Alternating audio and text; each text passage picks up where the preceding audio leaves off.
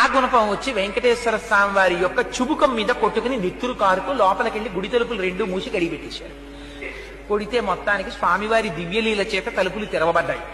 లోపలికి వెళ్ళారు, వెతికారు, పిల్లవాడు కనపడలేదు. అప్పుడు ఎంత ఉండేది కనుక గుడి. వెతికారు, వెతికి లోపలికి వెడితే వెంకటేశ్వర స్వామి వారి గడ్డం మీద పెద్ద దెబ్బ తగిలి నెత్తురు ఓడి ముద్ద కట్టి కనపడింది. చూసి అనంతాచార్యులు వారు వలవల వలవల ఏడ్చారు. స్వామి, నేను కొట్టానా? నా చేత్తో గుణపం పెట్టని పచ్చకర్పూరం తీసి అద్దారు రక్తధార లాగడానికి. అనంతాచార్యులు, నా భక్తుల చేతిలో దెబ్బలు తినడం కూడా నాకు సంతోషమేనయ్యా. అందుకని ఎప్పుడైనా వెంకటాచలం వచ్చిన వాళ్ళు నా గడ్డం వంక చూసి వెంకటేశ్వర స్వామి వారి గడ్డానికి ఉన్నటువంటి తెల్లమత్స ఏమిటండి అని ఎవరైనా అడిగితే నీ కథ చెప్తారు. నీ కథ చెప్పిన నాడు నేను పరవశించిపోతాను, పొంగిపోతాను, మనసులో ఆనందపడిపోతాను. తన భక్తుల కోసం దెబ్బలు